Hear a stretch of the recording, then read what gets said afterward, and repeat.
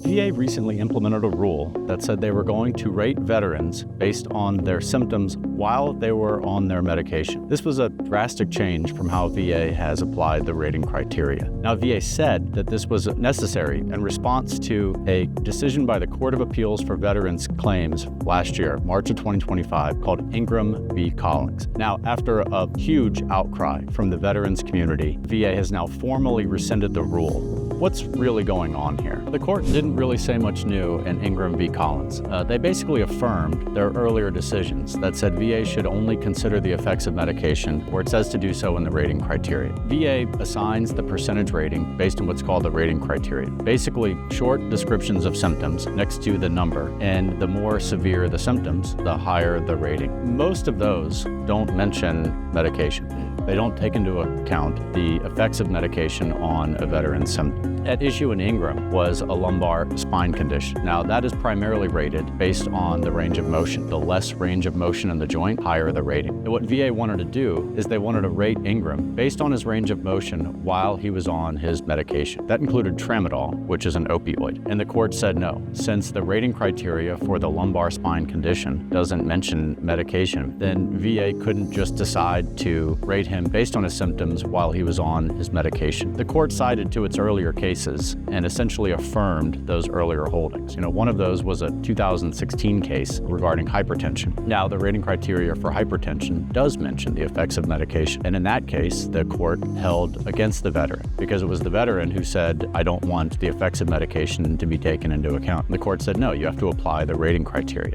Basically, what the court has said through all these cases is that words have meaning. VA's response to all of this was that this is essentially how they've been doing it for almost the last 70 years. But that's misleading. Yes, VA has considered the effects of medication when it's part of the rating criteria, but for them to suggest that they've been considering the effects of medication across the board is simply not true. The key takeaway from all of this is to verify your ratings. A veteran files a claim, they probably go to a C&P examination, they get a rating decision in the mail. That rating decision might say, we're service connecting you at 30%. How is a veteran supposed to know that 30% is the appropriate rating? It might be that C&P examiner missed some important symptom, or that rating official misread or ignored the C&P report, or just misapplied the rating criteria. For a veteran to verify that rating, it helps to have a copy of that C&P report. But VA does not readily make those reports available to veterans. They do make them available to accredited representatives. And this is why veterans who have accredited representation have an advantage over those who do not, because it's much easier for them and their representative to get a copy of this important evidence. The bottom line here is that veterans shouldn't take anything VA says at face value. They should always verify it. And most importantly, you should always verify your ratings.